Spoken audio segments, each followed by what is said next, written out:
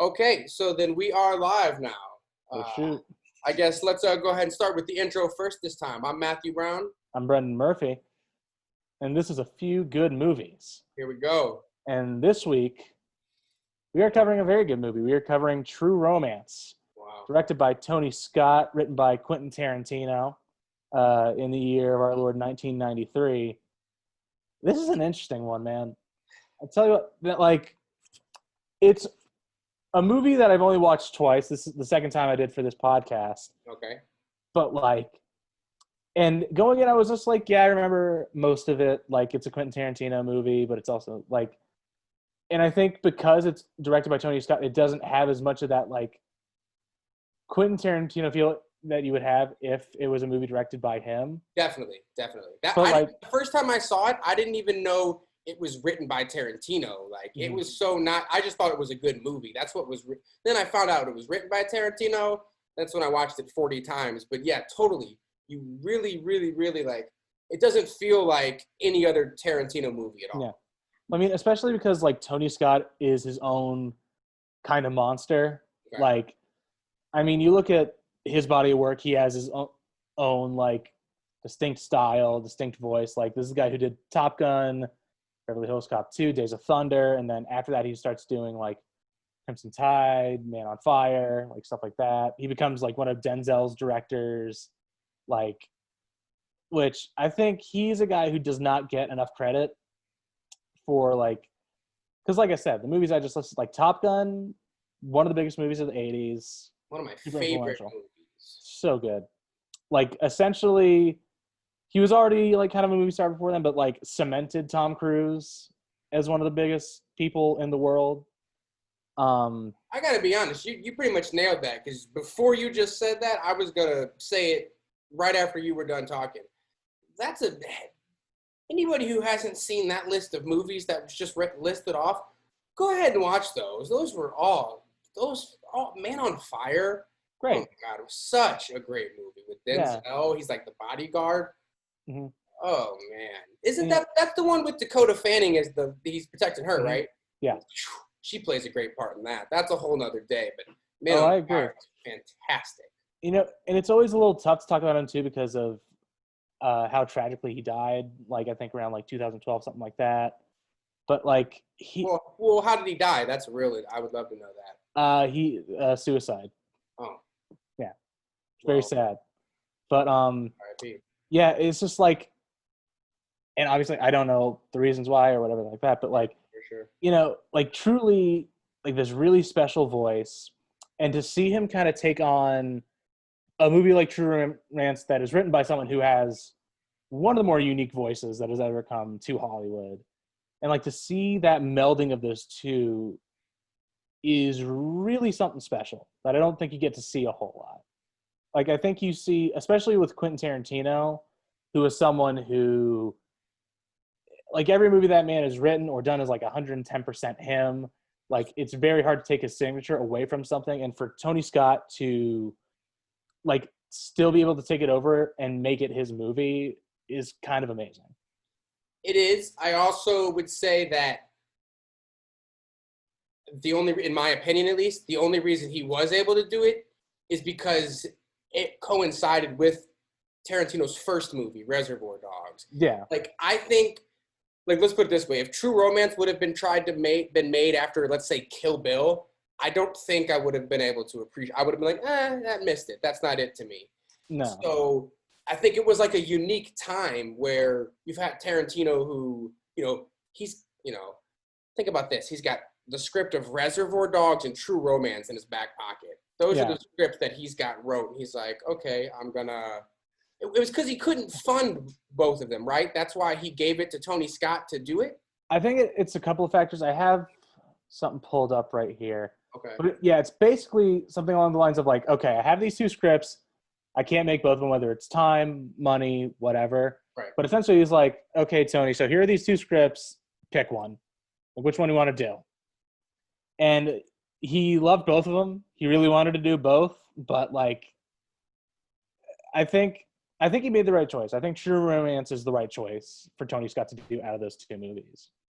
Because as much as I love Reservoir Dogs and everything like that, it's such a perfect first movie for a director, just because it's one location.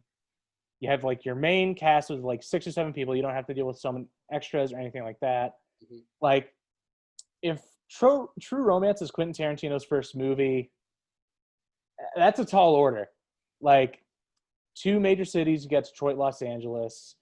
You've got all these people you got to find to play all these different roles. Because originally, I was reading up on it a little bit, and this is, who knows how true it is or whatever. It's just IMDb, whatever. But like, originally the movie was supposed to be like like there was someone who was originally developing the script, and he was friends with Tarantino. He was like, "Hey, can you help me out? I'm like having trouble cracking this." And Quentin Tarantino comes back with like 500 pages, and it's supposed to be like, and essentially it was going to be two. So they eventually like split it into two, and it's supposed to be like True Romance and Natural Born Killers were supposed to be the same movie, Okay. pretty much. Which I guess, the stuff that Woody and Juliette Lewis do in Natural Born Killers would have been stuff that Alabama and Clarence would have done in this movie. Okay. But yeah, it's this weird kind of thing where it's so Tarantino. Honestly, what I find interesting about it is I was thinking about this right before we started recording. This is Quentin Tarantino's fantasy. Like, I think. Like, his like true like fairy tale, what he wants out of like, if a like some magical act happened, like this is what Quentin Tarantino would want. Like, some girl who's like interested in comic books and samurai movies to like go with him to California and start selling coke. Like, And that's it. and be the coolest guy, be the coolest person ever about it all. Just it just knows that. Can say whatever, talk himself out of any situation, talk anyone into doing whatever he wants. Like, I could see Clarence Worley being like Quentin Tarantino's, like, if I could be a super version of me in terms of like, just human aspects I don't lean into necessarily. Like, that's it. Yeah. I never really thought of it like that, but I wouldn't argue that. Like, honestly, after watching this again, out of all the Tarantino characters that have ever existed, everybody he's ever written, this is the one I feel like is the closest to him, except for maybe Mr. Brown and Reservoir Dogs, because it literally is him playing. Oh, yeah. Yeah. And all he does in that movie is talk about Madonna and like movies and shit like that. Well, he's only got like 5. He doesn't have very minimal. He's got very minimal lines in that movie. Oh, for sure. But he gets the opening monologue. He does. Which goes on for like 5 minutes. And like, it's essentially kind of the same monologue that Clarence is giving at the beginning of this movie. A little bit. It's just like this big thing about like, this music artist I really love. I'm going to do like 5 minutes on him real quick to some people who just like, sure, fine, man. Just, I don't really care that much, but you can keep going. Yeah, that's cool. That's fine. Yeah, what an interesting choice. I mean, it's definitely good if I understand for reasons behind, like, showing who a character is and really giving you some insight about them. But what a great way to start a movie is a 5-minute monologue about the king, about Elvis Presley, and him even going as far to say is, I'm not gay, but if I would have sex with a man, I always said it would be with the king. That's right. And it's you're like, just okay. And I wrote this down. Do you know who your one would be if you were asked the same question? Oh no, really? No. Oh, I have to ask. I can't. You no? can say it. I don't. All right. I got no hangups about it. I'll say it. Go. What's yours? Maybe I'll say. I'll have you guess a little bit. He's in this movie. I was gonna say Brad Pitt. Yeah, it's Pitt. It's He's not the man. Brad Pitt. I mean, he's the man. Yeah, say gay or not gay. Brad Pitt's a great looking guy, but I can't go down this road. I'm sorry, I can't. We can't go down this road. Like, here's what I'll say. The man is 50 years old. That man took his shirt off in Once Upon a Time in Hollywood last year. My theater gasped each time I saw it. I saw it 5 times in theaters. Each time, oh my, like each and every time. And someone like I was talking about like Brad Pitt with somebody, some girl was trying to say like, he doesn't have it anymore. I was like, what are you talking about? Like, especially he just had to do the Oscar run and he's like just schmoozing everybody, just sweet talking, looking sexy as hell as he ever did. Like, yeah. That's it. He's just great. Brad Pitt knows how to hold his own. I won't take that from him. He I does. certainly won't take that from him. Like, he just has like this swagger that he's been able to like just keep for like 30, 40 years, something like that. Like, and it hasn't dipped one bit. Like, he's still got it. There's no question. If we're gonna get on Brad Pitt, we might as well jump right into how great of a character is Brad Pitt's. What's his name? Floyd. Floyd. Which, How great is Floyd, man? dude, he's my favorite, and I think the smartest character in this movie. I would not agree with smartest, but I would agree with the smartest. Who makes that out alive in this movie? Unscathed. Clarence in Alabama with the money. Well, unscathed, but that's what I'm saying. He's the one guy who gets through this whole thing without a scratch on him. That's because he's smoking dope out of a honey jar. Yeah, but also, what's his name? Michael Rappaport has the same exact chance because he's like, when they're like, come on, buddy, let's go to the hotel. He's like, I don't want to go to the hotel. I shouldn't be doing that. I don't need to be there at the hotel when you guys are making the coke deal. But he's like, no, I'll go anyway. You guys are my best friends. I got to go. And Floyd's just like, no thanks, guys. I'm going to sit on my couch. I'm going to smoke out of my little honey jar bong. Like, that's all I got to do. And here's the other thing, too. He's got no time for nobility or, like, honor or whatever. He's just like, whenever anyone asks him, hey, where are these people? Oh, yeah, man, they're down there. Just take a left. You're going to go down about 1.5 miles. You're going to take a right, and it should be, like, right there. I don't know if he got that specific, though. I think he was more of a... He did, yeah, like, when... Right, then left. A little bit, because like when they ask him where the coke deal is going down, he's like, "Yeah, man, to get down there, you gotta like, you go down a little bit. You're gonna take a left." Now they're not good instructions because he's whacked out of his mind, but like he's just like, "Go left, you take a right," but like he's literally like, "Yeah, man, I'm getting out of this thing." Now I don't know if that's really what he's doing. He's not thinking about that. He's just like doing because like these people are in front of me. He doesn't even know if they're real. Ignorance is bliss. He's just you know, he doesn't have a care in the world. All he's thinking about is the next hit and whatever, if the TV show is good that he's watching. He sure is, which I don't think he even cares about that. Like, he's just like, something's here. He really doesn't care. I think he just cares about the next hit. That's really it. No, I really do. I agree with that. But like, yeah, he's great. I mean, that's the thing about this movie is it features a lot of great actors given like 2 scenes or so to really just go for it. Like, you think about Oldman, which we'll talk about in a little bit. You think about Walken. You think about Hopper. Think about Gandolfini. Think about Saul Rubinek. Like, it's filled with these people who, and I think that's why so many of these people are in this movie is because they're like, listen, man, we're going to give you your rate. You're going to be in 2 scenes. We are filming in Los Angeles, where you already live. You want to just come down for like a week? Like, why is Brad Pitt only given like 7-8 minutes of screen time in this movie? Val Kilmer, we don't see his face. Yeah.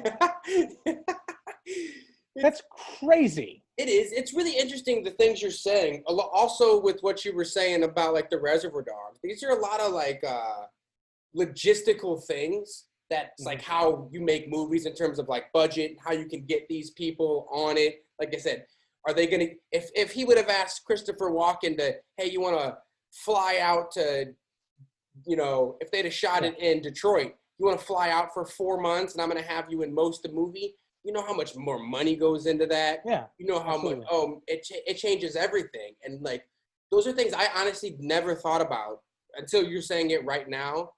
And it's really interesting because I see it. I don't know if that's exactly why they did it, but yeah, but think about it that way, and it's just like really easy to see, and especially it's Tony Scott, which I just gave you his resume. Obviously, Val Kilmer worked with him in Top Gun, but like, you know, he's a bankable director who's always making movies that make a lot of money.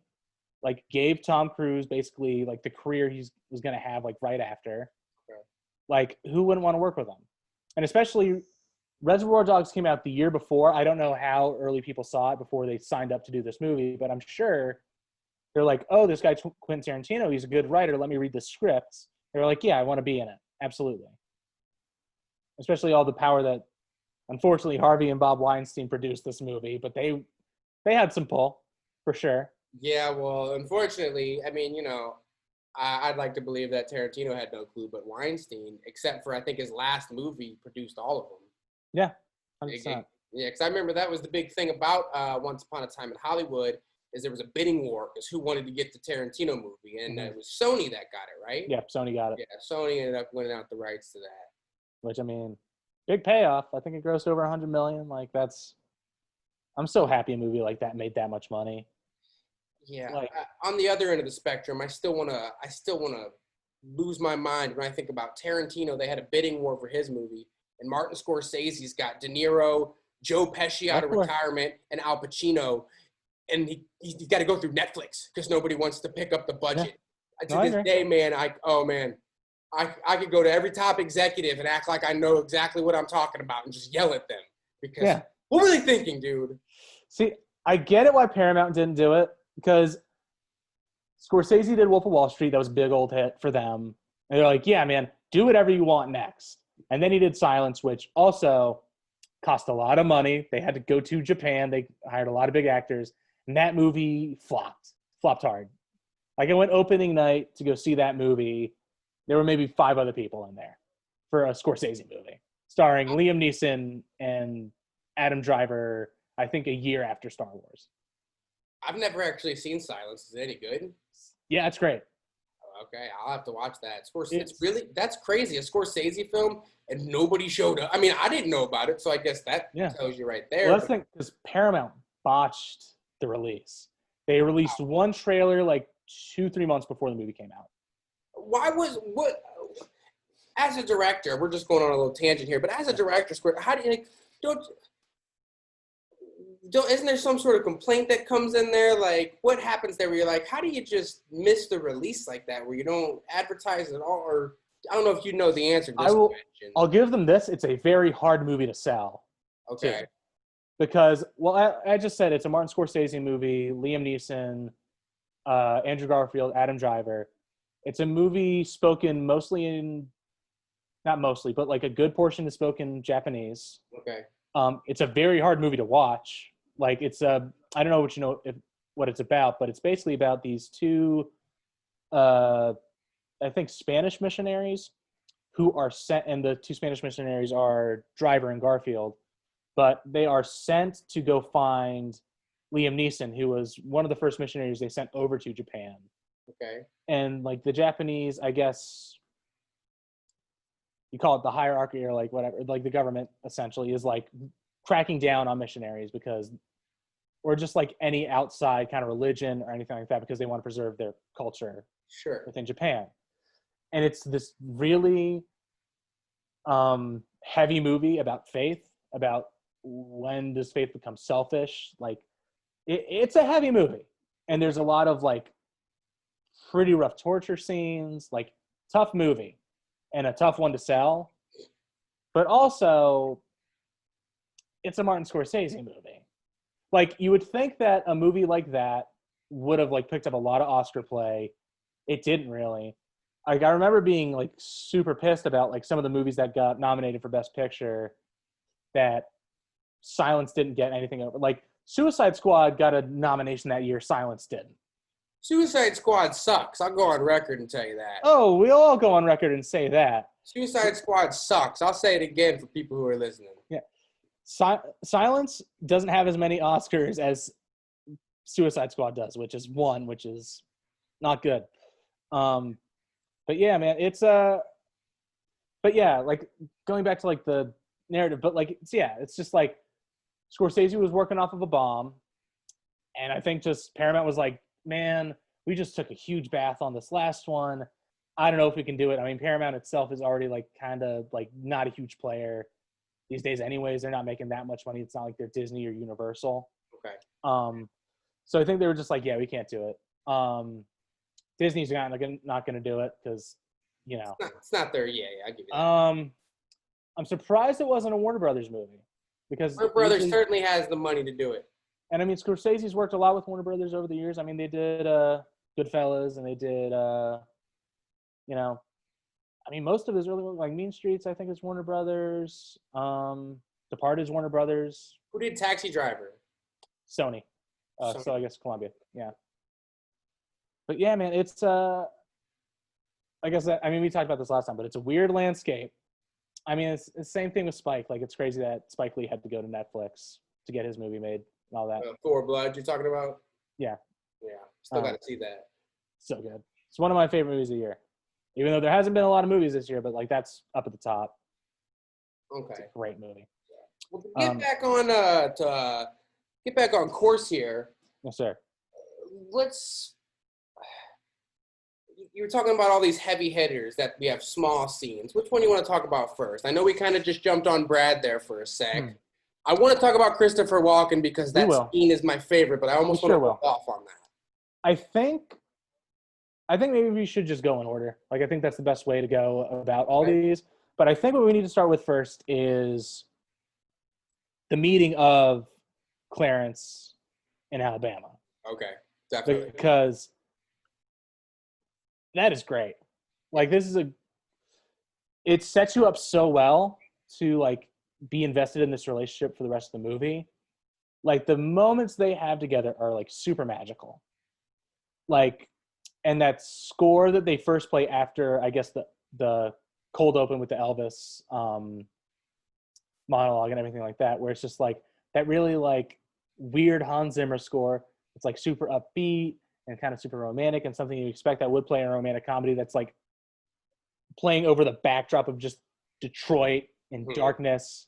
It's cold, like, and then to have like this really weird relationship come to this forefront. It's like, it stinks because I feel like those two have as good a like 10-15 minute run as anyone else does in this movie for those first 15, and I feel like it loses it a little bit later. Like, I don't feel we get to spend as much time with them, but those first 15 minutes really work.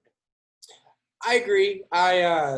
Once you brought that to my attention, I really thought about it, and you're definitely right. Like, it's those first, that opening scene of, her pulling up to the movie theater, spilling the popcorn on them. They get all together. Then they go have the pie. Then they go to the comic store. And then they go back to his place. And then, the big thing after, she cries and she spills the beans about how long she's been doing this.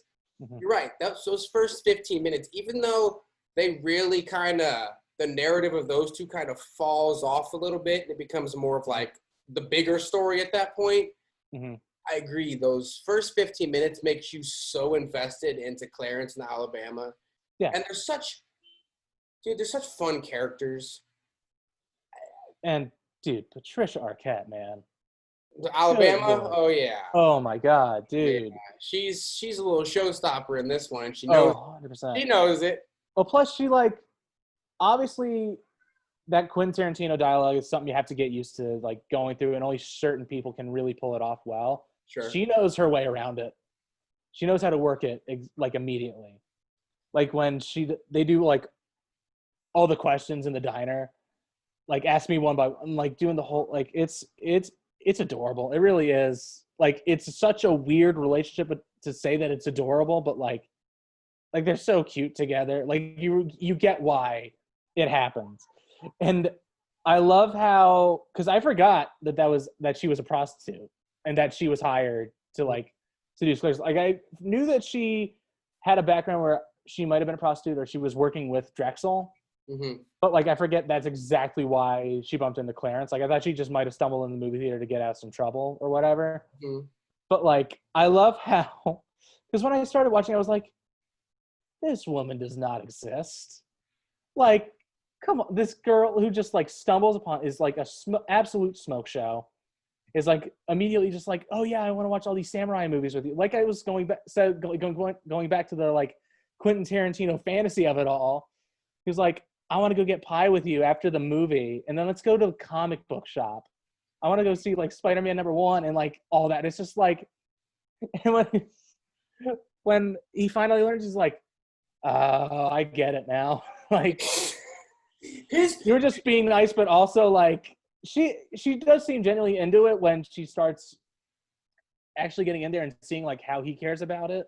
mm-hmm. But it's like at first you're like, who is this girl?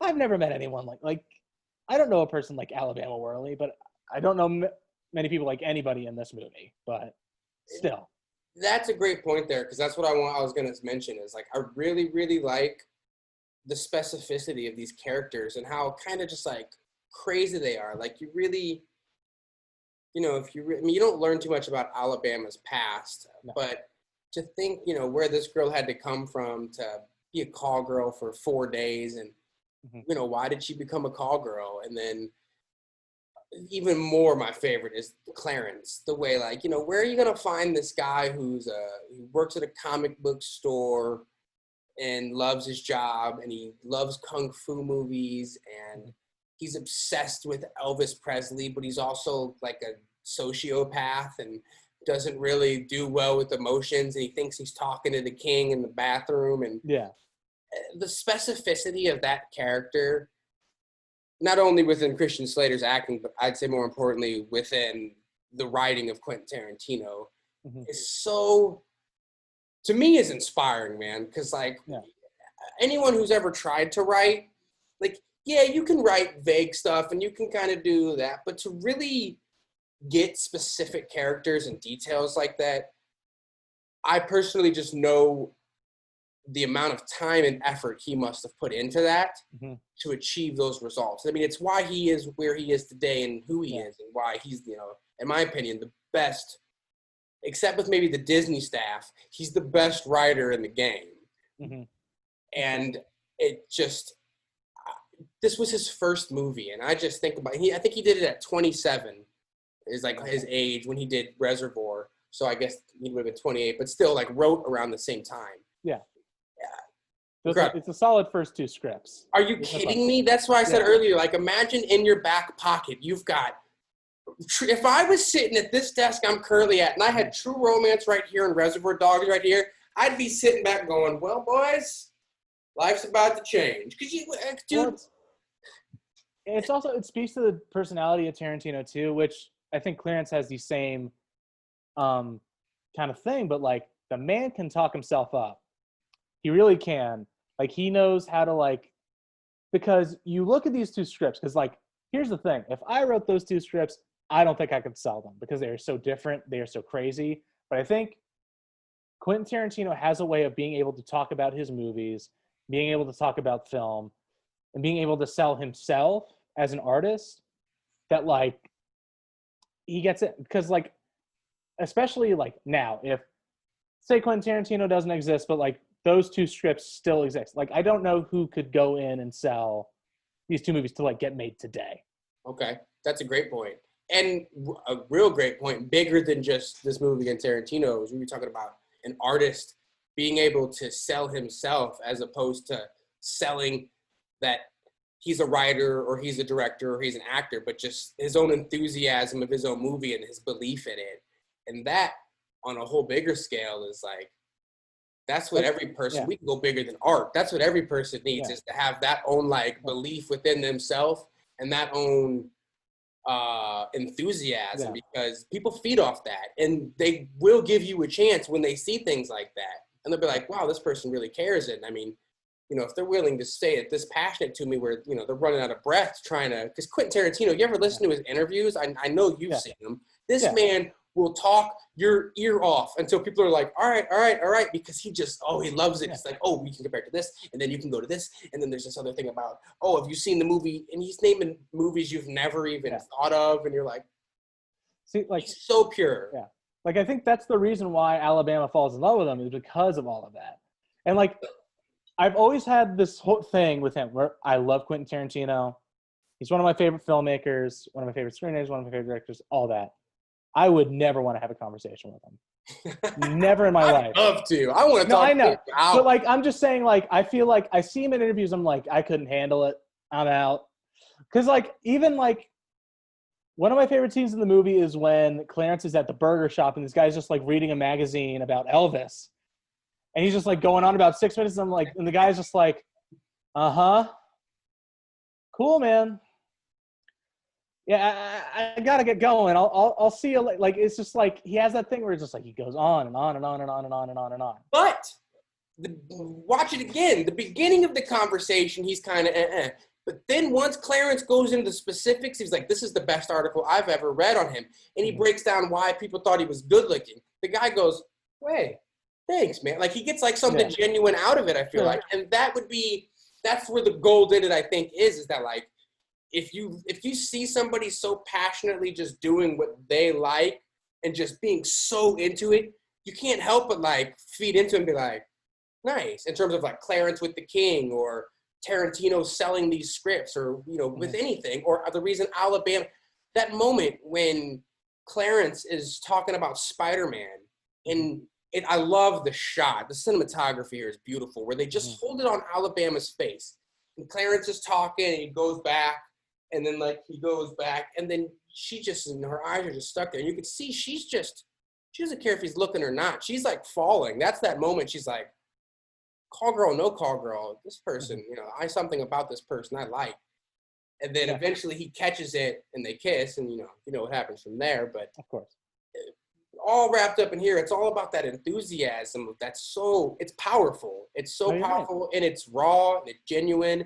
And I think that's what people love to see because I think a lot of people have a hard time being 100% genuine. So when they see someone that can and that is, they envy it. And they're like, almost want to live vicariously through it in a sense, I mean, you know me, I'm a big sucker for sincerity in movies. There's a reason why we did a Fast 5 episode and all I talked about was like, this movie's so sincere and genuine. Like, they're just like a nice family who rob banks. Like, this is great. Changed my perspective forever on Fast and Furious. I'll applaud you on that. Yeah, and it's why I love the Wachowski sisters are two of my favorite filmmakers because whenever they make a movie, that they're always like hard on their sleeves, like telling you exactly like how they feel. They're super genuine, super sincere. Like I agree, like 100%. Right.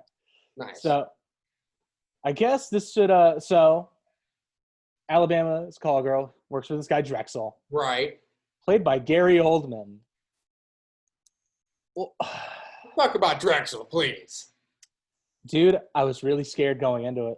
I really was. I remembered like the surface character of Drexel because I was like, he's this white guy. He's got the dreads. He like lives in that neighborhood. He pretends to be black and he has that accent.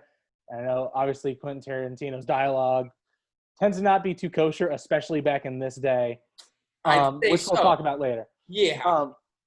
But like, I was just like, is this going to suck? Because like, everyone talks about like how back in the day that performance was literally just like transformative. Like everyone's like, oh my God. Like everyone already kind of like Gary Oldman from all of his other movies, but they were like, holy shit, he can do this now. And I was like, how is that going to translate to me watching it now? It's still incredible. It's awesome. It's crazy good. We were quoting it at work today. We were. Like, I think the best way they put it is like, which maybe this isn't great, but like the way he essentially thought about the character was like, he is a white guy who wants to be black and like kind of nails it. Like, honestly, like it's so good. Gary Oldman is still like, that's one of his favorite performances he has ever done. Like whenever anyone asks him like, okay, so you've had your career, especially during the time when like Darkest Hour was coming out, he was about to get his Oscar and everything. Like, what are your favorite performances and everything? And he's still like, Drexel. That was the most fun I ever had. Like, I love it. Dude, imagine how much fun it was to play that role. Oh, 100%. Well, it's also just like creating, because I know a lot of actors do this. I don't know if Gary Oldman does, but like creating the backstory for that character, being like, how did this guy get here? What is this man's life trajectory to get to this moment? I'm going to go ahead and tell you that every actor that's at the top of their game has very specific backstories that they've created. I can't imagine the world that Gary Oldman created for Drexel that possibly got him there. I would love to see the notes or the thoughts in his head that brought him there, because I bet you're just like, dude, what?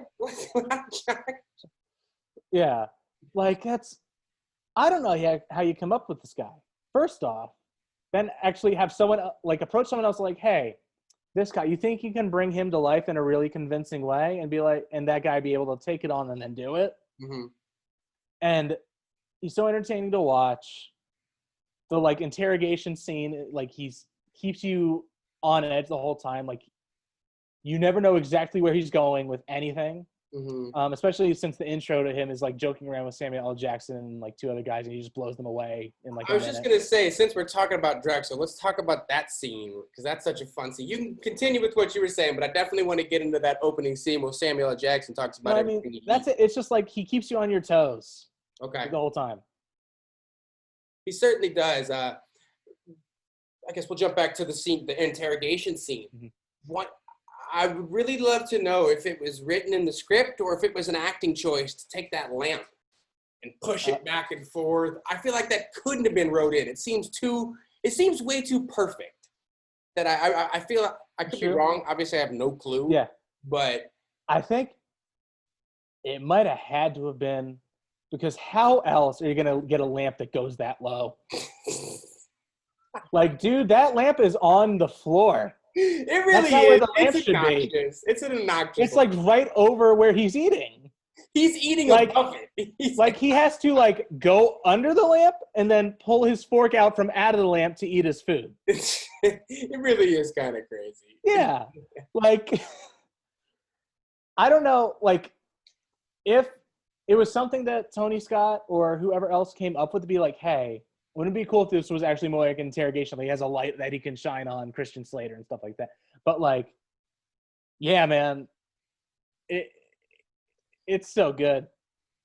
Especially go ahead. Like the way he's just immediately just like the first thing he does is like, you want to sit down? We got some food here, and that's like his first like chest move is like, oh man, he's scared, he's nervous, he doesn't want to come over here and eat the Chinese food. Okay, all right, and he's like going step by step through everything. And he's just like completely undressing Christian Slater, and then Christian Slater coming back and be like, nah, man, I'm just the coolest guy ever. I got this. Don't worry about it. Dude, the answer, he's like, I'm standing because I don't want to sit. He's because I won't be here long. He said, I'm not watching the movie because I've seen it before. And then he names the whole movie. He's like, I'm not eating because I'm not hungry. And he said, I'm not mad. Or something. He's like, I just don't like it. And then the most boss move ever is followed up with, he goes, this right here, this is for what he says, like he's paying him off for Alabama. He's like, this is for my peace of mind. This is everything that I think she's worth to you. Anymore. Now, yeah, he's like, it's not negotiable. And then it's great too, because after you've seen it once, right before he opens it, they cut to Christian Slater in his face, and he's like, he gets like all excited. He's like, he's about to see nothing's in there. And then they shut back, and it's just an empty envelope. Yeah. That right there shows how crazy this guy really is crazy. Because not only is he showing up and getting in this crazy mess, but he had a whole, he's like, I'm going to make this guy open up an empty envelope. Yeah. And not to go too much into like the whole like fairy tale thing that I'm going down for some reason, but like he's going to face the dragon. Like that's it. This is what he's doing. Like it's a dumb idea. Like he's going down in to face the dragon. Dude, he walks into the lights are red right around the place he pulls up to. It's like he's pulling into the gates of hell. Yeah, he's heading down in there to slay the dragon from the castle and come out with the princess. But yeah, this time he gets something a little different. Yeah, he sure does. And then of course you got like the nice little just like the little fight scene, which is great. Fucking he thought it was White Boy Day. That's good shit right there. There's no question. And yeah, so and now they just have a big old suitcase of Coke. Like real quick, I don't know how you felt, but when Christian Slater shoots Drexel in the balls and then stands up and puts two in the chest of the other guy, but first he and shoots Drexel 4 times. I felt that. After him getting the shit kicked out of him and him taking that, I felt that energy. I was like, yeah, like I was right there with him taking those shots. Cause no, I agree. I mean, I'm not that crazy. I'm not taking shots. Let me calm down. But what I'm saying is, I gotcha. Oh man, it was so gratifying the way he killed Drexel and the other guy. That's the power of love, man. Like, I mean, one of my favorite lines in the movie, and it's right after this, is when Patricia Arquette is told like that he killed Drexel, he killed everyone in the place. It was all that shit, and she like starts crying and everything, and she's like, "Oh no!" And Quentin's just like, why are you upset? Why are you upset? Like, why are you crying? I did this for you. And she's like, that's one of the most romantic things anyone's ever done for me. Like, that was so romantic. Like, this movie's nuts. Yeah, that's when you know, that's that moment in the movie when you realize, okay, I'm not sure where this is headed. Because all of a sudden now she loves that and you're like, oh, she's crazy. Okay, so here we go. We're going to find out some things about these people. For sure. And I guess now we gotta get into Hopper and Walken. Which Hopper has a really good like back and forth with Slater and Arquette too. They have a good scene. Like I think thing I want to talk about real quick is the score, which I know we like touched on, but like I love how it's used in this movie. Like it's really used to like really sell those tender moments. Like this scene where Patricia Arquette tells Slater that she's a call girl and she's upset and everything like that, and Slater's like, no, it's gonna be okay, like I love you and all that stuff. Like it's this, and they're saying a lot of crazy stuff and it should be played super serious. I don't think Tarantino wouldn't have done this because he's not a guy who uses scores often, right? But that score really sells that moment. Well, Hans Zimmer did the score, and I know you would say, what, John Williams is yours, right? Yeah, I'm a John Williams guy. And I would say Hans Zimmer, but that would be my favorite composer in terms of film score, because, I mean, you want to talk about a list of movies. Anybody who knows anything about film scores, they know the two guys we're talking about. And there's, I mean, they're the heavyweights. There's probably a few more you could probably squeeze in there, but those are the heavyweights, man. I've never, except for John Williams and Hans Zimmer, I've never once looked at this person who scored it and been like, oh, wow, they scored it? You know what I'm saying? Yeah, I mean, you got Morricone, rest in peace. I mean, that's definitely a big influence on Tarantino. I mean, he scored Hateful Eight, one of the only movie scores ever used. Okay. Recently, I mean, you got Giacchino. I like a lot of his scores. But yeah, I mean, if you're talking like the heavy hitters, it's John Williams, Hans Zimmer, Ennio Morricone. Like, I think those are the top three. Okay. If you would ask most people. Yeah, exactly. Like maybe James Horner's hanging outside of that.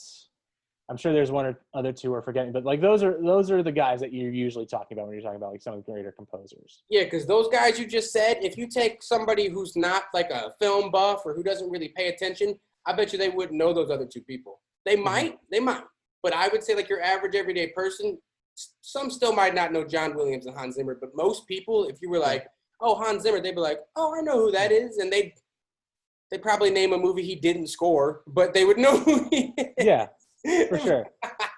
But like, and you also got to tip your cap to, I want to make sure I get this right, because if I say it wrong, I'm going to be a little pissed at myself. Just make sure, 1 second.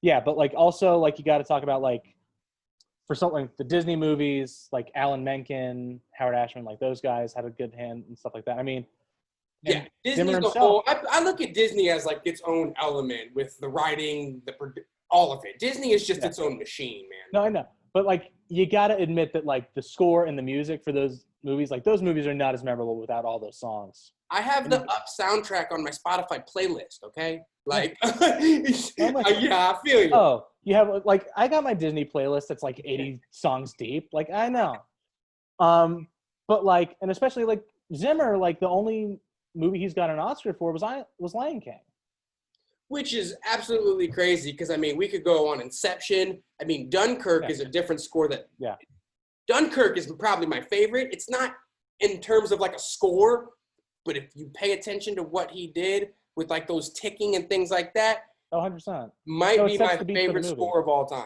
Yeah. It literally is the tempo of the movie that he's creating.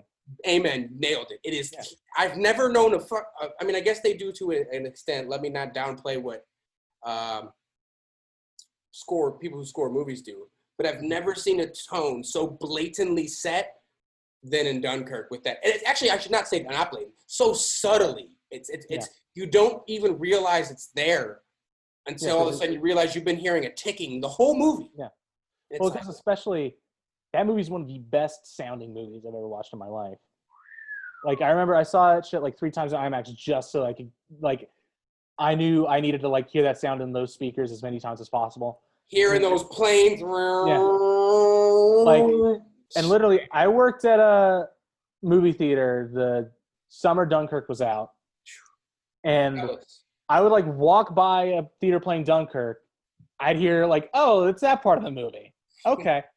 And then I like transferred to another theater like a couple months after, and I think Dunkirk was still playing in their IMAX theater. I would be at the concessions, I'd hear that movie. Like, I'd hear the score, I'd hear the gunshots, everything. Dude. And the fact that, like, you have all that loud shit going on, and then, like, under it, you hear that of the like, little stopwatch or whatever. Yeah, it's one of my favorite scores of the last couple of years. And not only that, but there's a specific amount of ticks that has a whole meaning to it. I don't know exactly, so I don't want to say it wrong, so I'm going to let someone could go do their own independent research. Sure. He has a specific amount of ticks for it to show that only a certain amount of time actually happens. And the rest of it is just, obviously, if you've seen it, it's the same story told from separate angles, and it jumps around in time, like most Nolan films like to play with time, as you know. A little bit. Yeah, a little bit. Tenet might be on the same, kind of thing. Sure. We'll see. But yeah. So, but like you were saying with the Hans Zimmer and True Romance. But I will say one more thing about the Dunkirk thing. Like, okay. The great thing about the score is like when you finally hear that ticking stop at a certain moment. That's when you like realize, like you feel like a hammer just like all the air just went out of the room. It's like the last piece of grain of salt came out of one of those time glasses, and you just saw it go, yeah. That's what I'm saying. Like, you don't realize how much it's setting the tone until it stops, and then you're like, you get thrown off course. You're like, well, you're like, it's like a slap in the face. Yeah, like you just blatantly just stop something, and it's like something's about to happen now because you're like, wait, like you're holding your breath all of a sudden. Yeah. Yeah, incredible. Great. Perfect point. Great score. But going back to True Romance, I know we were just talking about this yesterday. That first scene when Christian Slater and Dennis Hopper are together, and like they get pulled off to the side, and he's just talking to his dad. They're just having that little one-on-one. I found myself watching it, and the score. I took the score out. Like in my head, I was like, "Don't hear the music. Literally, just hear these two talking." And some fucked up shit they're talking about. What happened? Some fucked up shit they are talking about. Not only that, but it just wasn't, and I know you could probably say this for almost any film, but I would disagree, that if you take away the score, it's not as powerful. Yeah. But for whatever reason, I took that score out, and it wasn't doing anything for me. I was like, all of a sudden, it was good dialogue, and it was messed up like you're saying, but all of a sudden it was like, the movie would have lost that somehow romantic feel still to it if you take that out. It would have been like, this feels more just like problems on problems instead of like two people still in this romantic stage of their relationship. Yeah. Well, it's just that juxtaposition of, like I was saying, like they're talking about some fucked up shit, how his father was not there for them after his mother's death, how he was like this drunk, like terrible father. Like the whole point of this scene is to make the father like more of a sympathetic character and make that connection between those two, so that when Christopher Walken comes in, Hopper stands up for his son. Like the score does that. Yes, because I think if you take that score out, you don't get that from that scene at all. Because you're the things that Christian Slater is saying and the conversation they're having, it's more like Christian Slater like not guilting necessarily, but it's like making him kind of feel like shit and just being like, okay, I guess you can have some money and you can take the car or whatever. But like that score comes in and it's actually a very touching moment between father and son. Like you like see Dennis Hopper's like kind of like walls worn down. He's just like, he's right. This is my son. I need to do this for him and his wife. Definitely. And like it doesn't even get, what's crazy is it doesn't even get resolved. He doesn't actually say I'll do anything. He kind of just walks away, and Dennis Hopper just but you somehow know it's again. That's where they're talking about the score. I think it kind of resolves that for you. You're like, I think I saw. Well, I mean, Hopper does call the police, and he finds out what's going on with the investigation. Exactly. Well, yeah, that's what I'm saying. A little bit later on, you find out. But I'm saying right when that scene ends, you don't see he got it. It went through his head. Great stuff. Yeah, Great stuff. I agree. And then we talked about all this so we could get to Walken. Like, I think this is the reason we're doing this episode is because you want to talk about this scene. Yes, and I also just wanted to. I also wanted to have my moment because, again, I've told you this too. Is that my two favorite scenes of Tarantino's? I think he has come on record and said they're his two favorite scenes too. Mm-hmm. This is one of them, and It's a movie. It's just like the opening scene of Inglourious Bastards. It's a short film. You could get rid of this whole movie, and if you just started it with that guy pulling up, Dennis Hopper pulling up to his cabin, walking inside, and a gun going to his head, and just let that scene play out, I'd have been a 10-minute short film that I would watch over and over and over. Yeah, absolutely. Like, it is structured like that. It's like, end of Act 1, he gets the gun pulled on him, and then, like, inciting incident, now we're in a whole different world, everything like that. Yeah.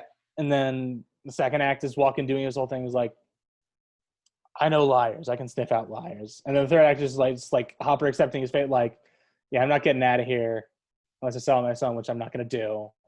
And then he goes on his monologue, which is, I mean, both of the monologues are great. I think Christopher Walken doing his whole, like, there are 27 ways you can know that a man is lying. Women have 29. Liars, just like as an aside. Like, women have 29.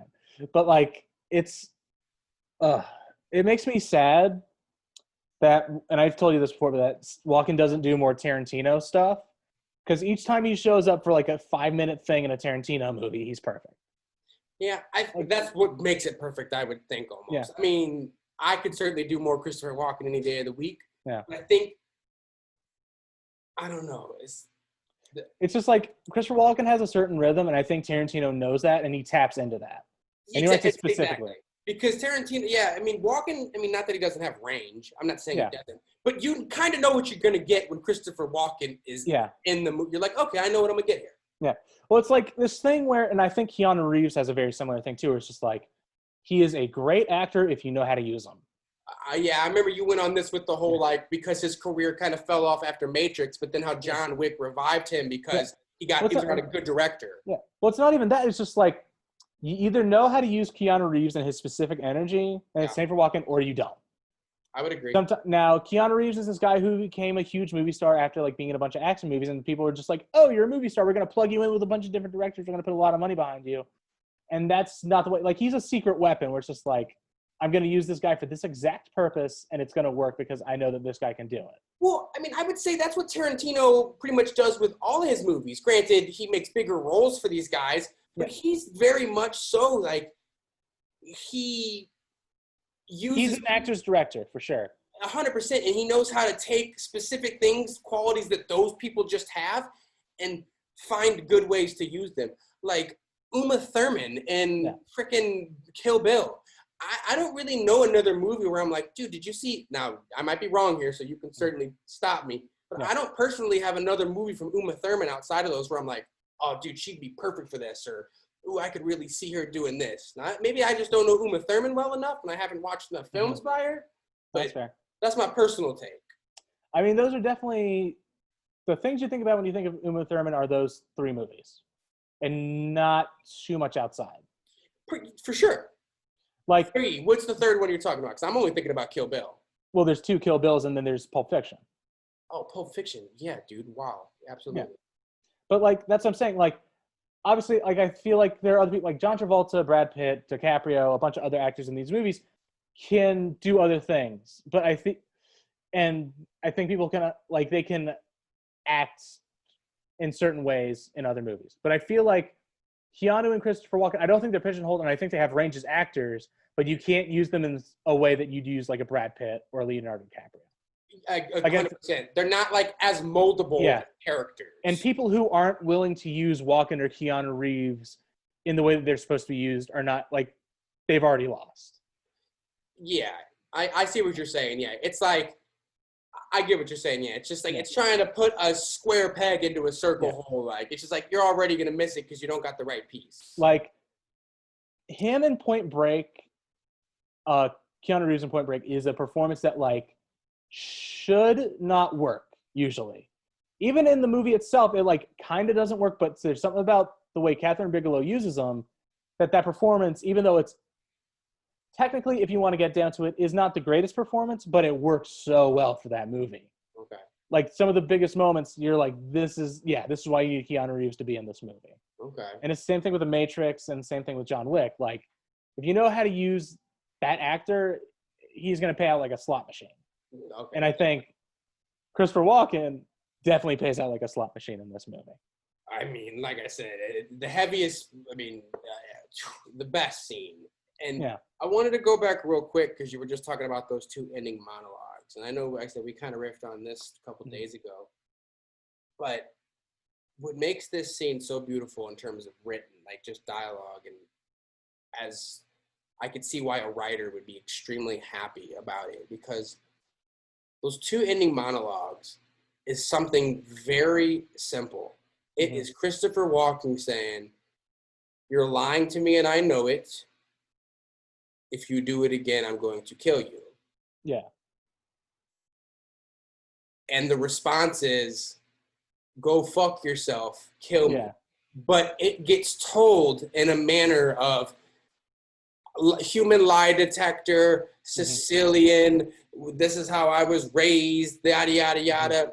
And then it gets turned into a funny thing about the Sicilians is they were conquered by the Moors, and there was some fucking going on. And all of a sudden, blonde hair and blue eyes got turned over with dark skin, black hair.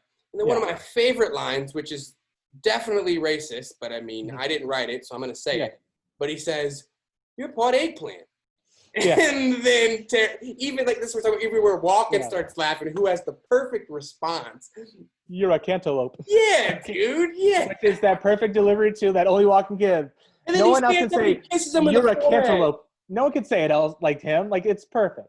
Which apparently, once again, this is some half-ass shit I just saw on IMDb, but it's just like, apparently those are the only two things that are improvised in the scene. Are "you're part eggplant" and "you're a cantaloupe." Dude, that's probably why it's the best. The improvised scenes are always the best.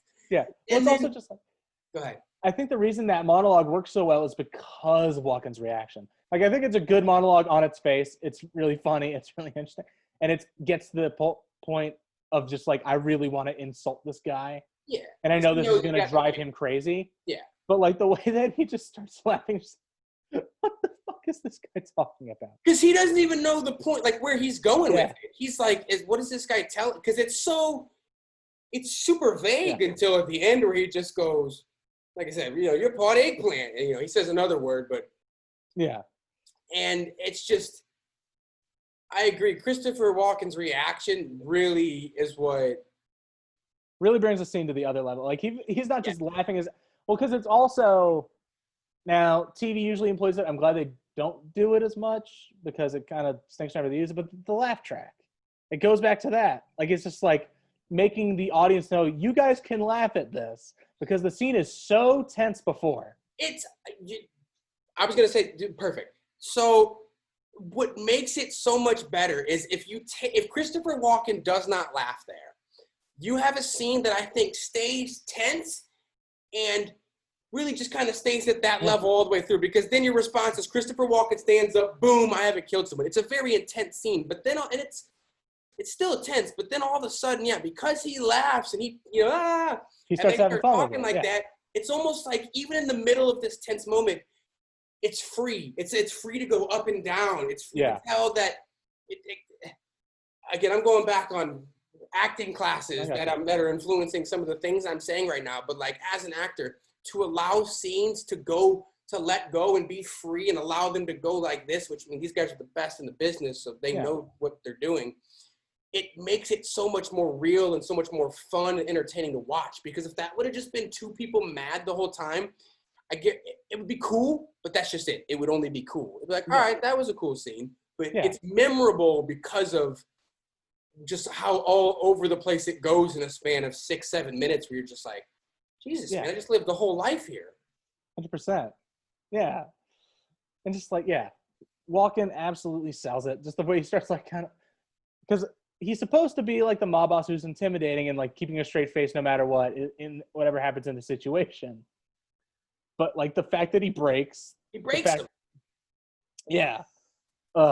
It's perfect. Incredible. It goes to show, it shows the power in Dennis Hopper, even though he knows like, okay, I'm about to die. He's going to get a jab in because, and they even go into the dialogue where Vincent says, I haven't killed someone since I think like 83 or something. Yeah. So it goes to show you, that like this was a super heavy statement that actually made him get up, laugh. Oh, he was pissed. Yeah, he killed him. He did it himself and he did it multiple times. And it really, such a fantastic scene, man. I I could agree. go on and on about it. And I mean, we won't talk about him right now, but you got my boy Gandolfini just like standing over Hopper the whole time. It's another great little element, just like him, like kind of like smirking in the back, just like, yeah, this is my favorite thing in the world. I love this so much. Yeah, here we go. We're going into it. God, he's a crazy character. I can't wait to talk about Virgil. But is that what we want to do? Do we want to go into Virgil? We could, because now let's lay it out for a sec now. So now, Clarence and Alabama have the cocaine. They are trying to sell it. Yeah. They're gonna head to Los Angeles, that's where you meet Mike and Floyd, which is Brad Pitt's character. And the mob are on their tails because Drexel took out his driver's license and Clarence left it. Exactly, and that's how they even found Dennis Hopper's place. Is they found the ID at the house, and then after they killed Dennis Hopper, they find the address to Mike's place right there on the fridge. So now basically we've got a showdown in L.A. One person's trying to sell a bunch of cocaine. The mob's trying to get it back. And the cops are also trying to get the cocaine. Well, the cops aren't onto him yet. No, not yet, but... The cops come later because once they get to Los Angeles, this is where we can bring in the guys, what is it, Lee Donowitz and who's our other guy? Who was the actual big producer? No, Lee was the producer. Lee Donowitz is producer. Ellie. It was Ellie. It's Ellie. Yeah. Played by his little go-to henchman who knows Mike, who sets up the potential deal. Yeah.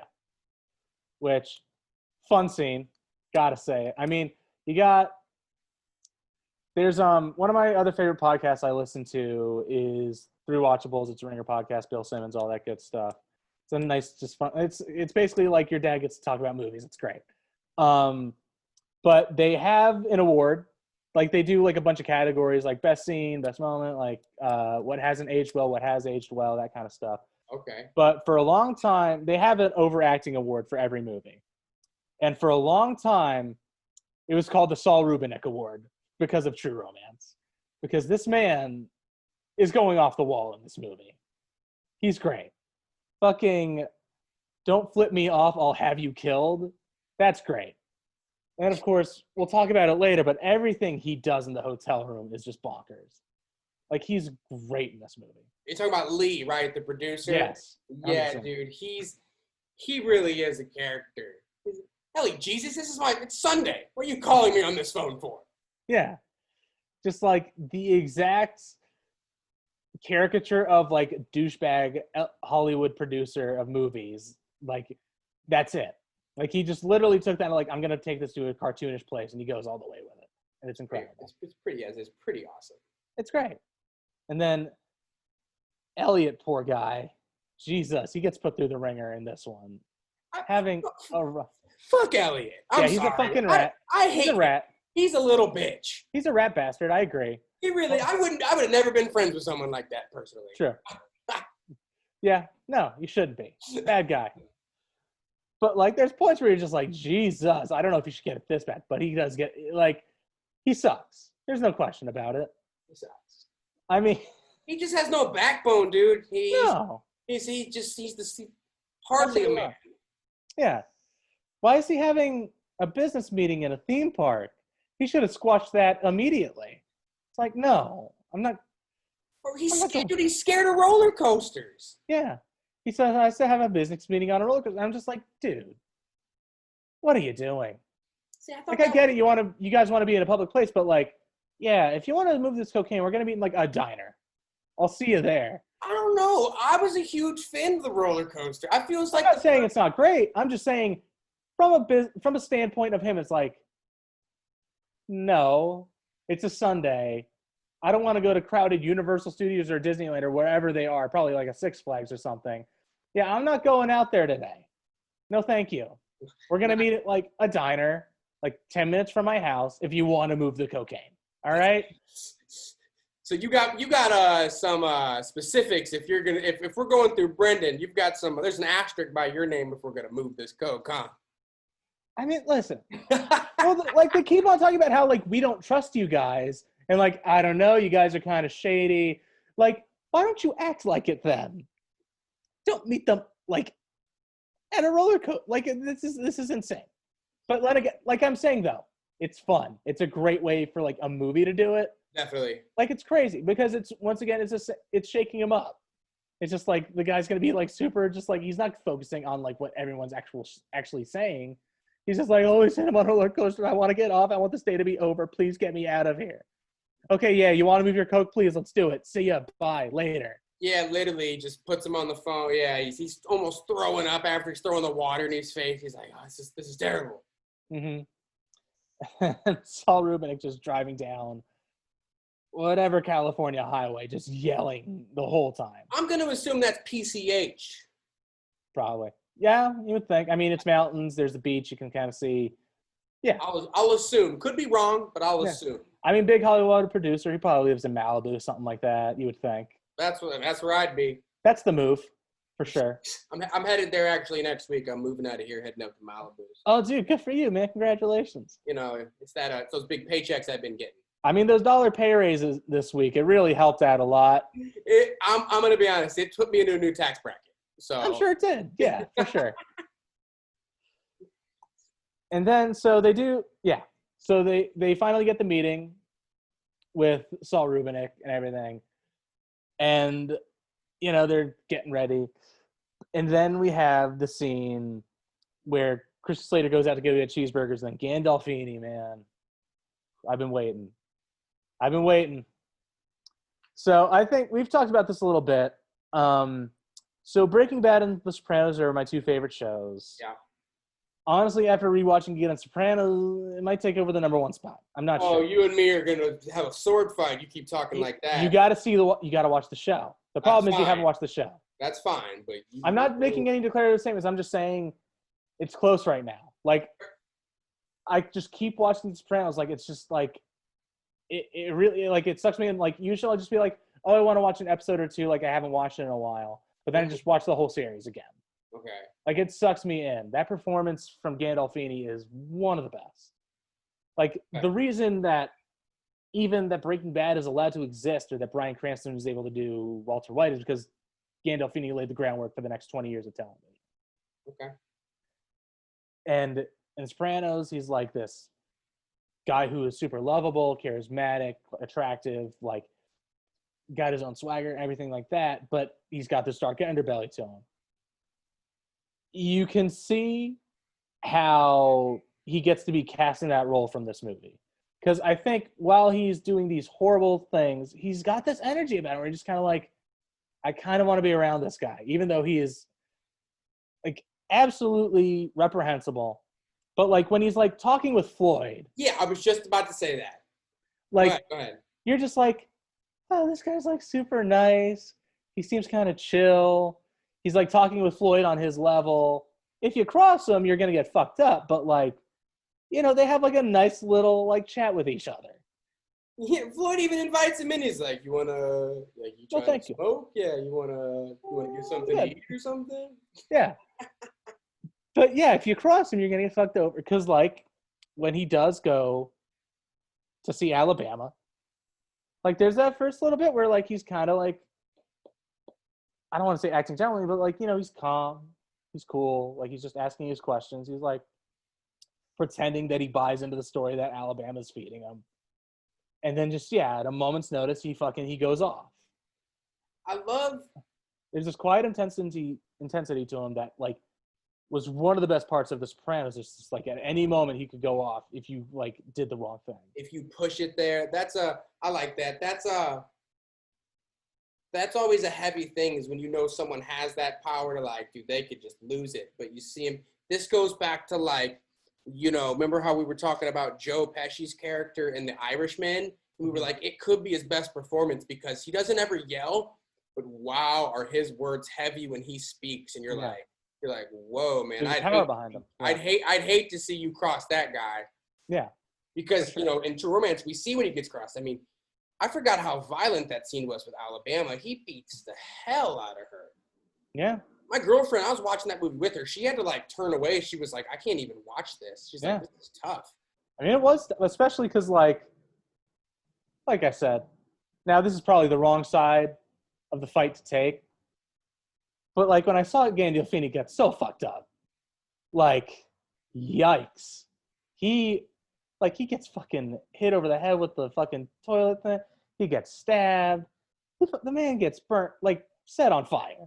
Yeah, I forgot she lit his face on fire. I was like, Jesus. But I mean, come on, dude.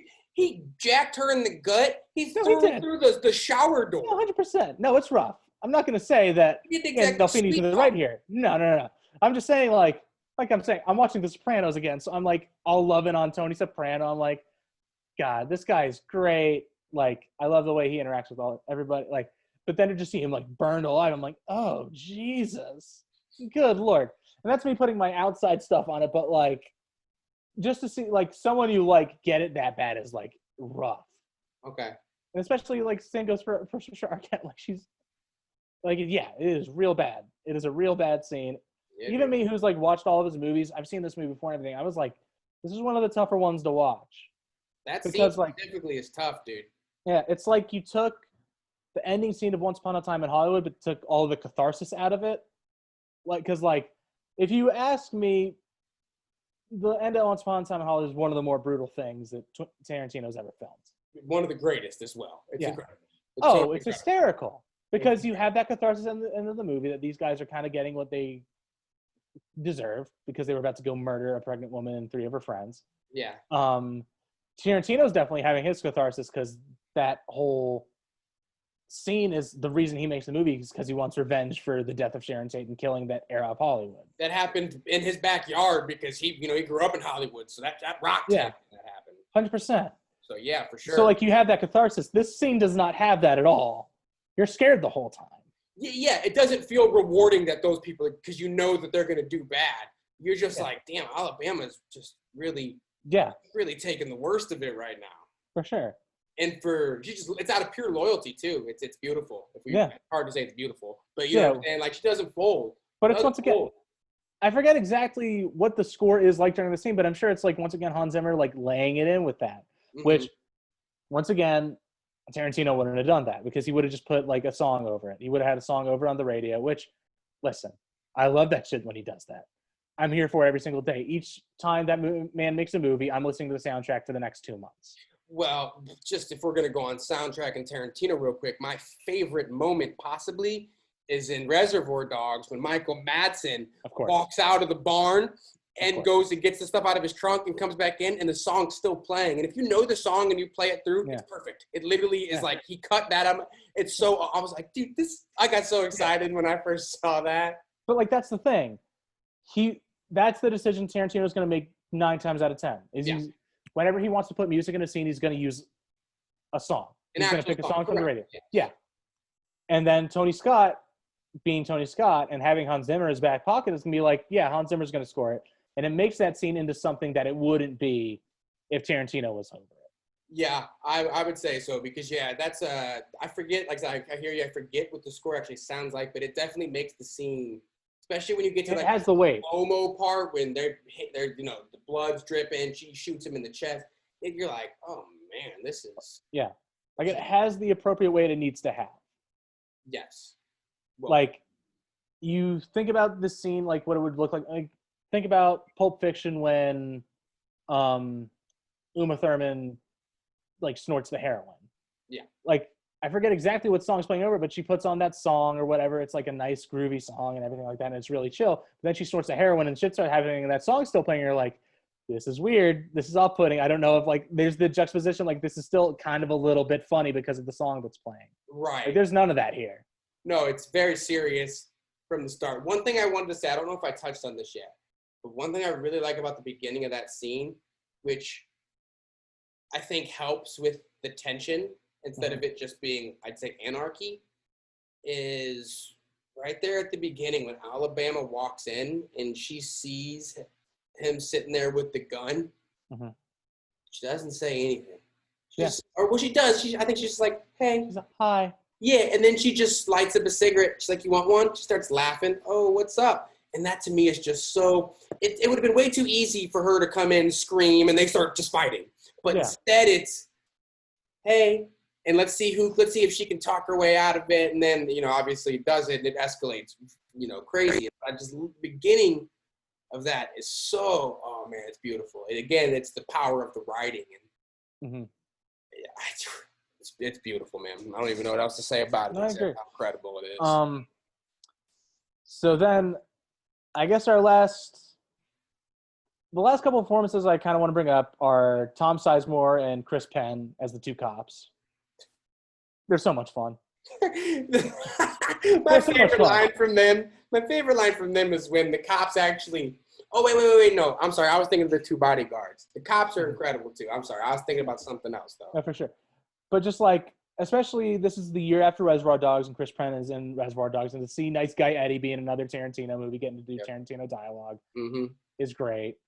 Tom Sizemore has this nice little '90s run where he's like playing just like coked out, like in Point Break he kind of gets to do the same thing a little bit, but like they get to have so much fun. It's just like two shit talking cops.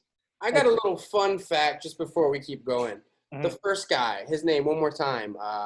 So there's Tom Sizemore, he's kind of the more balding one. No, the redheaded guy. Chris, or are we talking about talking about the cops? Cops? That's Chris Penn, I'm pretty sure. Chris Penn. You know what the first movie I ever saw him was in? What? Beethoven. Really? That's what I remember. That's before I was like before deep Nice into, Guy Eddie, yeah. Before I was deep into film, I used to always see him and be like, "That's the guy from Beethoven." just a little fun fact. He used to be the guy from Beethoven to me. That's how much I didn't know. For sure.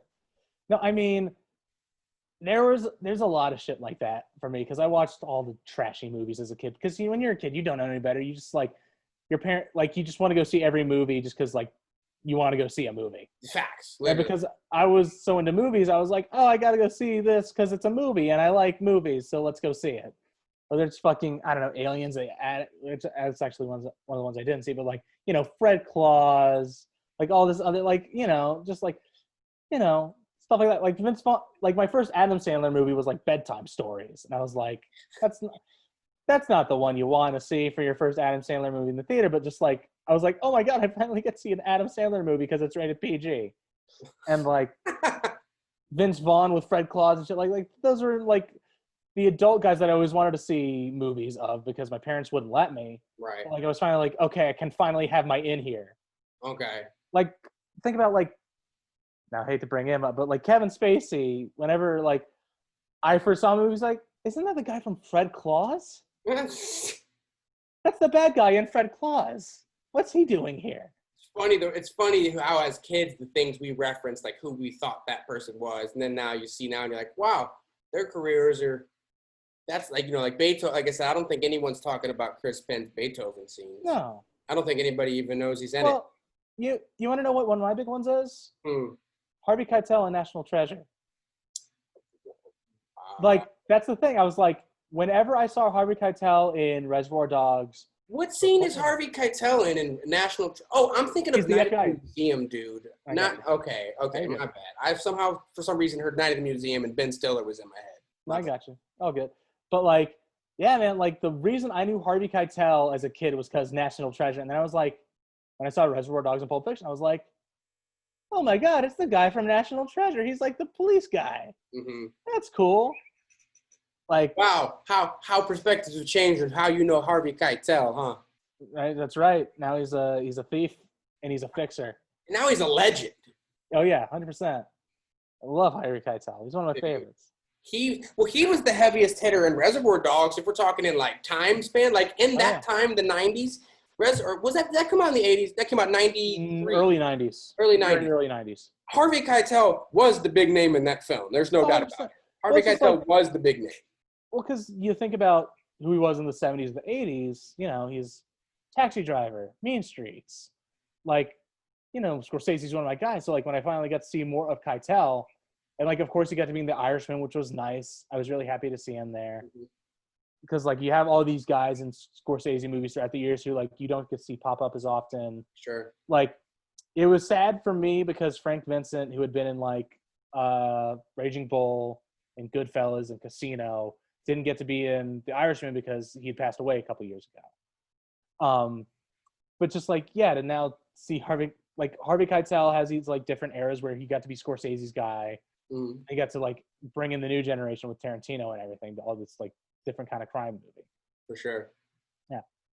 And I guess now we got to talk about the shootout. The tip of the iceberg of the whole movie here. Yeah. You see, here's the one thing I'll give you. I'm going to kind of do a little bit of reverse right now. Okay. Because I was just talking about how, like, I don't think Tarantino could have done the Virgil Alabama scene because he would have kind of, like, put a song under it. It wouldn't have worked as well because Tony Scott gives it the weight it needs. Sure. I feel like the shootout scene suffers because it doesn't have that fun kind of Tarantino touch. A little bit for me. I would probably agree with that. Yeah. Because, like, once again, now it's brutal and it's bloody and how it kind of should be because it's a Tarantino script and it's a Tony Scott movie. But, like, for example, my favorite part of Django Unchained is the big old shootout in the house. Like, he puts that James Brown mix under that big shootout, and I'm having a blast. Like, I'm laughing. Like, I see blood flying, and I'm like, yes! I'm fucking cheering. And it's the same with Once Upon a Time in Hollywood. Yeah, dude, I'm howling. And laughing. Yeah, I'm literally laughing. Yeah. It's so much more entertaining than it is gory. I mean, there's gore for sure, but it's entertaining. Yeah. This one does not have that feel, and I feel like it should. I'll give you that. It like, definitely just feels more of like a the end of an action movie. Yeah, like a heist. Yeah, action movie. Perfect. That's perfect. Yeah. Like, it just has this thing where it's just like, yeah, it has the same thing with, like, Alabama and Virgil, where it's just like, I'm a little uncomfortable. This is a little too much. This is kind of tough to watch to see everyone just kind of blown away like this. Mm-hmm. This is kind of nuts. Which, listen, that's the way the script needs to end. Like, it does. Like, this is the logical endpoint of the movie. But I just wish, like, if you could have one more Tarantino touch in there, like, I wish Tarantino got to be like, okay, here's how the end of the movie is going to kind of sound. And I think we should have that score at the end when Clarence is shot and we don't know if he's alive or not. And Alabama's kind of crying over him. But, like, that first little bit should be fun. And I don't think it's just a total shootout and everyone's just going crazy. And all the mafia jumps in on Lee and them after the cops have already busted in. And they're like, what the hell? Like, all of a sudden you got it's like the good, the bad, and the ugly almost. You got three people, all got guns. One of my favorite things, though, too, is when the two bodyguards for Lee, because Lee's like, Jesus Christ, you're going to get us killed. They're the cops. Put your guns down. And just without hesitation, he's like, I don't know if I ever told you, but I fucking hate cops. Like, these guys are just ready to just risk it all. And they're like, what? Fuck these guys. Absolutely unnecessary. Yeah, guns ablazing. I'll take everyone down. It's like, what the fuck? Jesus Christ. But, like, especially because leading up to it, it is fun. Like, the freaking scene in the elevator where Clarence is holding a gun. Dude, I love it. I'm laughing my ass off because you got the two cops on the other just like, he's not going to shoot him. He's going to shoot him. Yeah, they're like, oh, shit. Yeah, he's like, I love this Clarence guy. Where do we find him? Yeah, they're having a blast listening to it, and you're having fun with them listening. Yeah, and before all the police come in and everything like that, the lead up to that scene is super fun, too. Like I said, like, you got Saul Rubinek just, like, chewing the scenery. Christian Slater's doing the same. Mm-hmm. Like, they're just having this, like, big old, like, dick measuring contest about if he's going to buy the coke or not. Like, Tarantino really gets to, like, throw in a lot of fun dialogue there, like, and stuff like that. Like, I'm having a really good time until just, like, it's a little too much, which I know Tarantino's whole thing is a little too much. Sure. But, like, I feel like it just doesn't have that exact way that Tarantino is too much down, if that makes any sense. It's like too much, but not in the right ways too much. Yeah. I get what you're saying. Yeah, I get, because like I said, a perfect comparison is Once Upon a Time in Hollywood. That is completely gory, but something about how the gore is portrayed and how they actually go about hitting, like, to bring in a flamethrower and smash that girl's face off and have the 100%. dog fucking go up and eat, like, it's just so, it's more fun. I hate to go back to saying exactly what I just said, but literally it's just so much more entertaining, and that to me is more challenging, and again, it's more enjoyable to watch just at the end of the day. No, I agree. You're just like, shit, this is really, somehow I enjoyed that scene way too much. Yeah. No, absolutely, because it's like, you look back at it, because, like, like I said, I saw Once Upon a Time in Hollywood about 5 times. Each time the theater's just crying, laughing. Like, you take that song out of that scene, it gets a little uncomfortable. Sure. Like, he just knows exactly how to play the scene he's doing so that it's still fun and campy and like that signature Tarantino kind of way. For sure. Yeah. And then we get Alabama and Clarence. They get to get out. They have their briefcase full of money. Yep. Everyone else except I think Dick Ritchie is dead.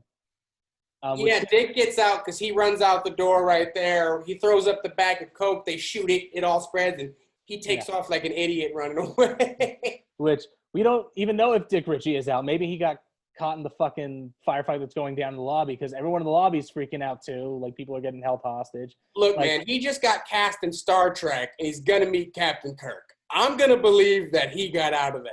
Dude, I hope he did. I'd like to think. Yeah. Which I guess we could do like a little bit on Rappaport. He's good in this movie. I think he's fun. I think he's pretty good. He really is fun.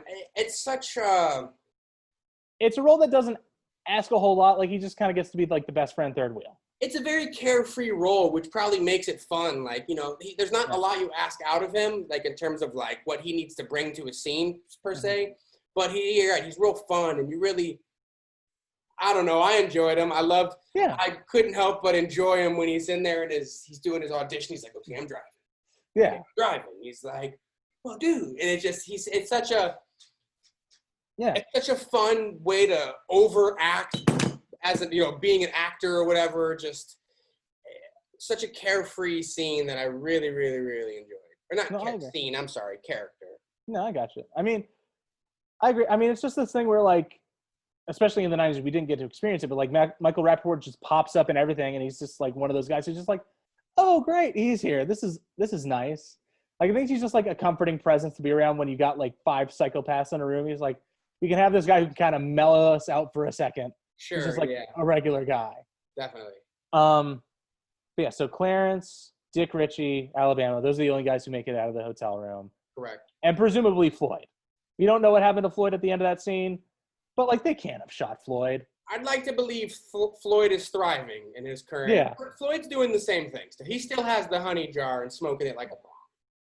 It's just a thing where it's just like, why would they kill him? It wouldn't make sense if they killed him. They had 3 chances to. They literally had him alone with gun. Like, they literally had multiple chances to kill him. They had him dead to rights. Yeah, but it's just like, also just like, what's the point? Why waste it? Like, this kid's not going to do anything to us. That's fine. Yeah, it's still fun killing Floyd. Floyd's a good guy. You want Floyd around. For sure. And then I guess we got to talk about Clarence has one like last scene with the king. Just one final stand up where the king is just like, you did it, man. You're the coolest guy ever. You fucking sold all that coke. You got all that money. Alabama's your wife now. Fucking hell yeah, man. You've come a long way since we had our first talk back at the apartment in Detroit. You're talking about right there at the end when he's literally peeing and he had just sold the coke. Like, it's why he's not a part of the shootout initially, because you're talking about that thing, right? Okay, yeah. Yeah, for sure.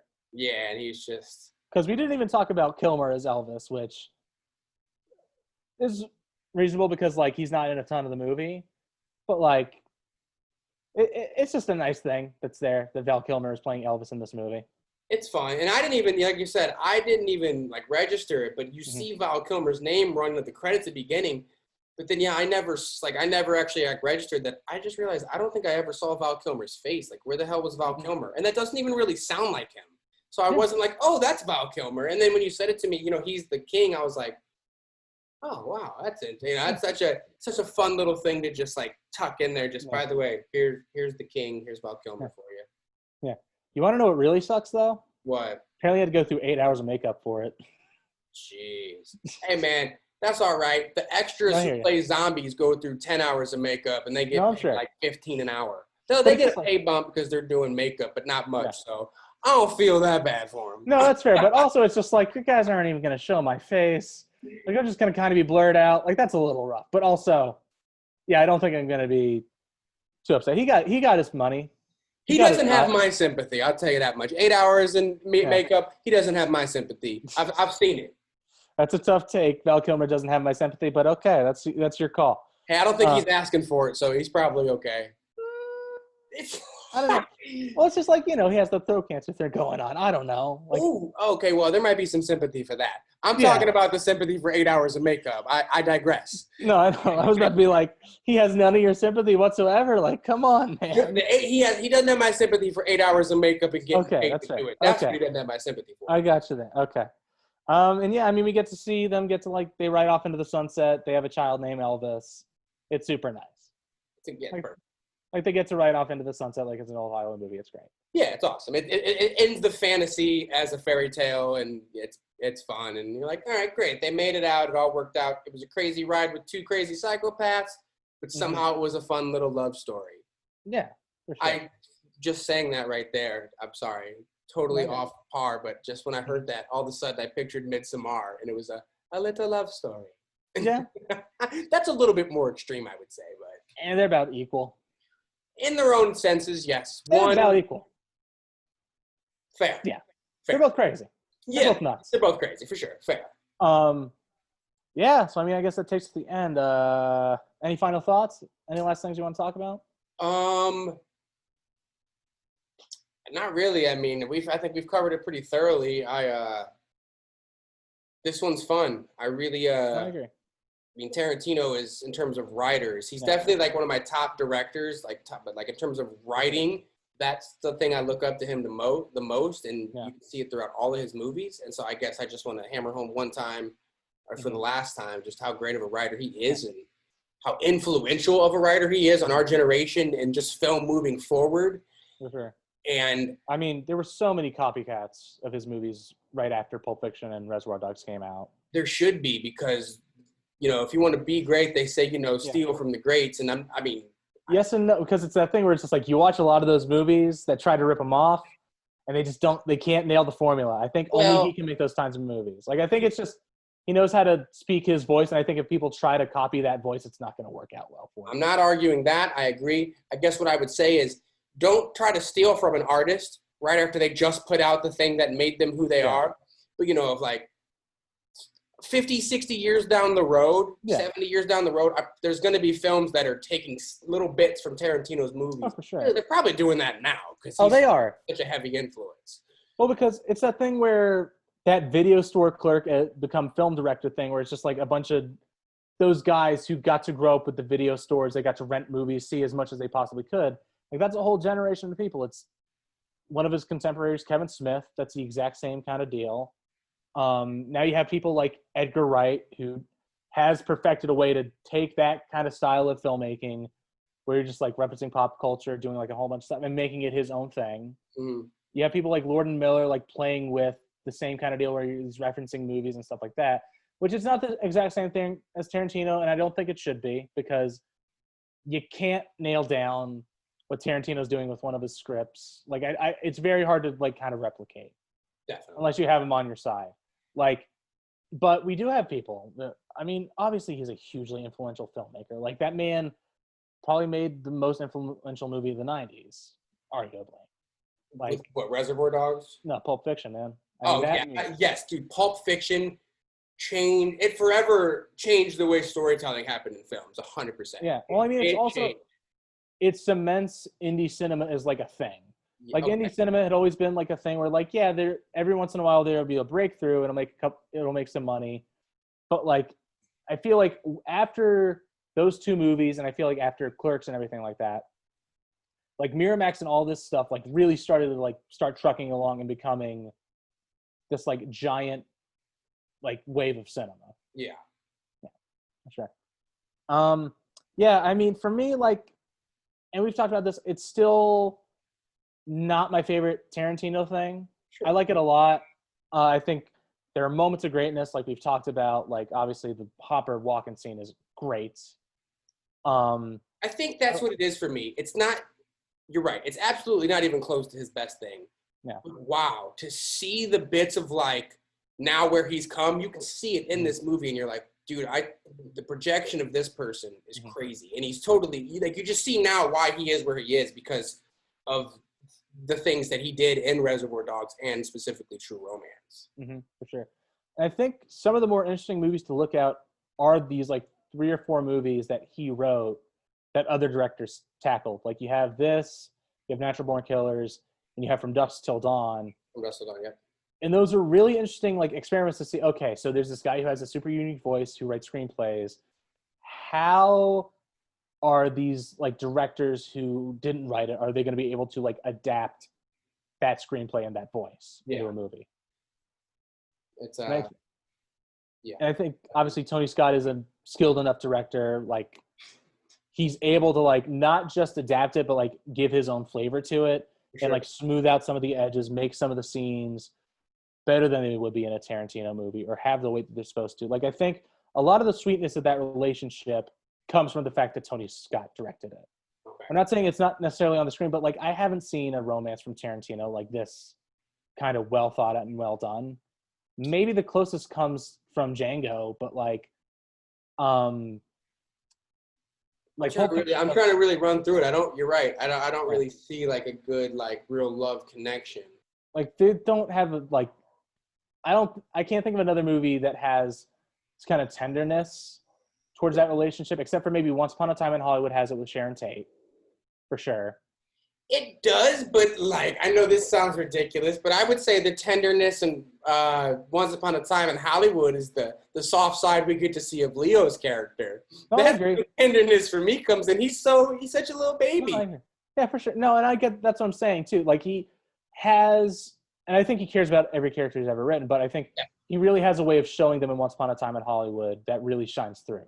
Okay. And, like, maybe the relationship between Django and Broomhilda and Django Unchained, but, like, the way that, like, Mia and Vincent's relationship in Pulp Fiction, it doesn't feel anything like this. No, not at all. Not at all. And that's a great example because those are two very similar characters in terms of, like, they both, like, got a twisted side to them. Yeah, if you compare those, Alabama, you know, those from the Pulp Fiction and True Romance, you compare those two relationships, I think you nailed it. Yeah, it's night and day difference. It's not even close. Okay. Yeah, and I think if you don't nail that, then the rest of the movie for sure doesn't work. It's just a collection of a couple great scenes. Facts, because, I mean, we both touched on it, that, like, the first 15 minutes of that movie is what really sells you on going on this journey, because you fall for them. You're like, this is great. What the hell are they going to do? Yeah. Definitely. For sure. Cool. Yeah. Anything else? That's it for me. Yeah, man. Yeah, so True Romance, really good movie. One of Tony Scott's better movies. Yeah, I would, I know he's not, like, one of the names we talk about a lot, but, like, I would definitely go back, watch some of Tony Scott's movies. Like, he's such a great director. Unstoppable is a really great one. It was his last movie with Denzel and Chris Pine. Like, that's about the train, right? The train. Yeah. Like, yeah. That's the thing. You think, like, it's the train movie with Denzel and Chris, and they try to stop at the train, and it's a little ridiculous, but, like, it's a great movie. It is. Like, I've seen it. It's great. Yeah, it's so good. And then, like, he gives a lot of these, like, younger screenwriters like Tarantino, like, some more like, the movie he did before this was Last Boy Scout, which was a Shane Black script. Okay. Shane Black is another one of my favorite people. Like, Kiss Kiss Bang Bang and Nice Guys have been some of my favorite movies the last couple of years. Okay. Obviously, he wrote Lethal Weapon. Nice Guys. That was with Russell Crowe and Gosling. Great movie. Great movie. So good. But yeah, definitely watch more James Scott. I mean, Tarantino, we all know and love Tarantino. Like, it's all good. But yeah, man, True Romance. Good there stuff. it is. I think that's it. All right. Well, then you know the drill here. It's like, comment, subscribe. Yes, sir. Follow us on Twitter, on Instagram. What is it? It's at A Few Good Movies. I'm sorry, dude. No, come on. It is A Few Good Movies. I still to this day want to say A Few Good Films. I don't know why, but I want to say it, and then I forget. Like, is it right? But then I have to remember. Yeah. A Few Good Men is what we're referencing here. It's A Few Good Movies. Come on, Matt. At A Few Good Movies on Instagram. You can follow me on Instagram. It's just my name, Mathew Brown02. You could follow Bren Diesel, BREN_DIESEL. I think it's 910 afterwards. Yes, sir. You can follow him on Instagram as well. I believe he has the same Twitter handle.